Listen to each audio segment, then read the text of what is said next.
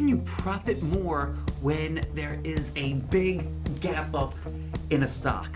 How about just a normal size gap up in price? How can we profit from that too? My name is Mike, and this question came to me from Andrew in the Trader's Mind chat room. I'm going to walk you through two examples. Let's go take a look. Okay, here's our first chart. The ticker symbol is QRVO. We are looking at a daily chart. And what we have over here, the question that Andrew had was about this bar over here, looking at this as a gap up.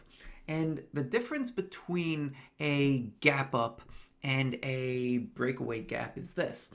You could see over here that this gap up, it got above this high, right? Like there's a price gap between that low and this day's high. Also above that day's high, also above that day's high, also above that day's high. But it did not get completely above price structure, right? The price structure was you have this high over here, that's the low, and it gapped up, it broke out, but the low was still within the range of that consolidation. That is the main difference between a gap up and what you would look at as a breakaway gap. That recent price structure wasn't broken. Like let's say if price gapped up over here, right? Let's say that this day doesn't exist and it just gapped up like this. That would be a breakaway gap where it gapped up above structure. Don't have that over here. And part of the question that starts to happen is, well, since this is not a breakaway gap, how do we play it? Where do we set our risk? Where do we place our stop loss if we are going to enter this trade? Well, there's a couple of different ways you could do it. You could have your stop loss at the low of the day. Perfectly acceptable way to do it, and then continue to play the move.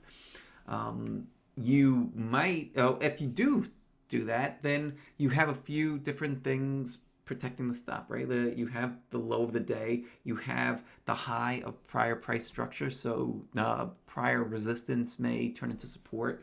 You also have this rapidly approaching 5 EMA, all supporting that that low. Not bad.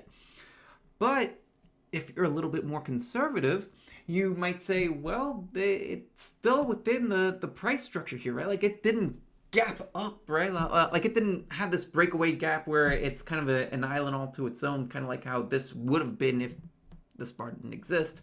So maybe you want to place your stop below the low down here around 111 and change. Then you would have the 5, the 10 EMA, the 21 EMA. You would even have the 50 SMA all supporting that price structure.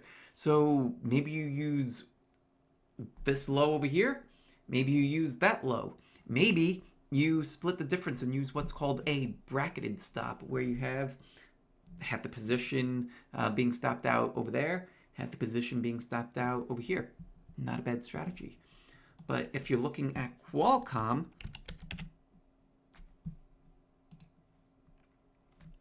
this is an example of a breakaway gap where the price gaps way up. It's at a new high. It doesn't necessarily have to be at a new high. Like if you've had a meaningful period of time, several months perhaps, maybe a year, and price breaks out above recent price structure, then that would be considered a breakaway gap as well. This one, breakaway gap, broke away from structure, and now the price support is clear. If price were to make a new high, the way that I'm looking to play this is that, yeah, it should not violate that low if price were to break out. So did it break out today? It did, right? So this high over here, 107.69. Then looking at this, it's 107.75. So that would trigger an entry. So at this point, you would not expect price to come back in and fall below the low that we have over here of 170. And If it does, then that would be where you would look to stop out of the trade. It should hold that gap. And now you have the 5 EMA rapidly catching up to support that level. You have more volume on this, and the other price structure, like it's way down here. So if that does fail, then you would begin to anticipate that if it's starting to break that structure, where's the next level of support? Based on price structure, it's way down here.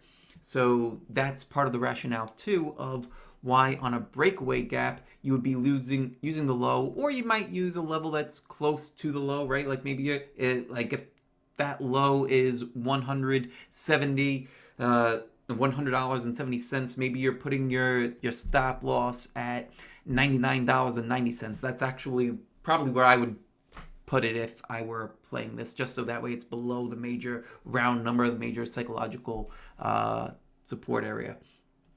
And that's how you would go to do it. That's the difference between breakaway gaps and regular gap ups, and how I would go about playing either one of those scenarios.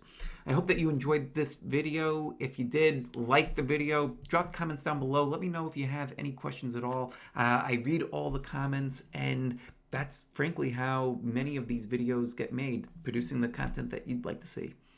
All right, everybody. Thanks so much for watching. Take care, and I'll see you in the next video. Much love. Peace out.